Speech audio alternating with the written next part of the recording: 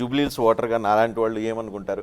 ఇక్కడ నేను బీఆర్ఎస్ గెలిస్తే కొత్తగా వచ్చేది ఏంది, అధికార పార్టీ గెలిస్తే ఎంతో కొంత ఈ జూబ్లీహిల్స్కి ఏమైనా ప్రయోజనం ఉంటుంది ఏమైనా ఫీలింగ్తో కొంతమంది ఉండొచ్చు కదా. 2 ఏళ్ల కిందట మీలాగనే చాలామంది ఆలోచించారు. మార్పు మార్పు అంటే అయ్యో ఏదో నిజంగానే ఏదైనా మారుతుందేమో అని చెప్పి ఓటేశారు. ఓటేస్తే ఏం జరిగింది?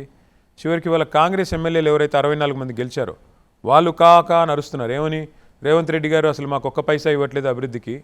ఆయన ఎన్ఎం శ్రీనివాసరెడ్డి గారు మీ టీవీ 9లోనే మాట్లాడారు, నేను చూశాను. పెళ్ళిళ్ళు పేరెంటాలకు తప్ప నాకు ఇంకో పని లేదు వెళ్దానికి, ఎందుకంటే డబ్బులు లేవు, ముఖ్యమంత్రి గారు డబ్బులు ఇవ్వట్లేదు, మేము ఏం చేయాలి అభివృద్ధి అని ఆయన వాపోతున్నాడు. 2 ఏళ్ళు అయింది. మదన్ మోహన్ గారు ఎల్లారెడ్డి ఎమ్మెల్యే ఇంకా మా ముఖ్యమంత్రి నన్ను పట్టించుకోవట్లేదు, మా దగ్గర వరదలు వస్తే మొత్తం రోడ్లు కొట్టుకుపోయినాయి, ఈయన ఎట్లాగో డబ్బులు ఇవ్వడని చెప్పి ప్రపంచ బ్యాంకు అర్జీ పెట్టుకున్నాడు 100 కోట్ల డబ్బులు కావాలని. కంటోన్మెంట్లో ఇట్లాగే ఇప్పుడు మీరు చెప్పినట్టే ఉప ఎన్నిక వస్తే ముఖ్యమంత్రి గారు గృహ నిర్మాణ శాఖ మంత్రి గారు భారీ సినిమా డైలాగులు కొట్టారు. 6000 ఇండ్లు ఇచ్చేస్తాం, ఇంకా వేల కోట్ల అభివృద్ధి చేస్తామన్నారు. ఇవాళ కంటోన్మెంట్లో కనీసం కొత్త రోడ్లు వేయడం కాదు కదా, ఉన్న రోడ్ల మీద గుంతలు పూడ్చేవాడు లేదు, మరి అక్కడ చెత్త సాఫ్ చేసేవారు కూడా దిక్కులేరు. వాస్తవం ఏంటి అంటే ఈరోజు రాష్ట్రంలో 2 ఏళ్లుగా పాలన పడకేసింది, 2 ఏళ్లుగా పరిపాలన జరగట్లేదు.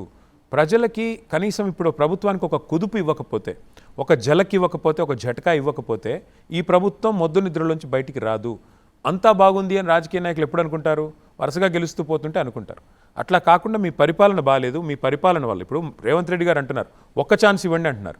ఆయనకు ఒక్క ఛాన్స్ 2 ఏళ్ల కిందే ఇచ్చారు కదా.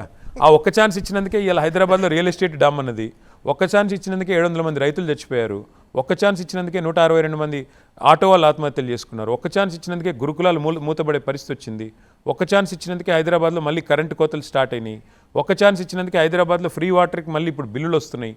కాబట్టి మళ్ళీ ఒక ఛాన్స్ ఇస్తే ఇప్పుడు దాకా నాశనం చేసిన వాడు రేపు సర్వనాశనం చేస్తాడు.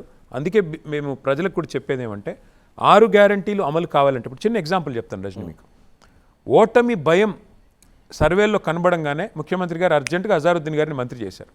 ఓటమి భయం కనబడంగానే సినీ కార్మికులను ఇవాళ మస్కా కొట్టే ప్రయత్నం చేస్తున్నారు. ఓటమి భయం కనబడంగానే ఇవాళ అర్జెంటుగా గిగ్ వర్కర్స్కి బోర్డు వచ్చింది. ఓటమి భయంతో ఇవాళ కుల సంఘాల మీటింగ్లు, పెండింగ్లో ఉన్న పనులు ఇవాళ జరుగుతూ ఉన్నాయి. అంటే ఓటమి భయంతోనే ఇంత జరిగితే ఓడిపోతే అప్పుడు 6 గ్యారంటీలు అమలు అవుతాయి అనేది మా వాదన.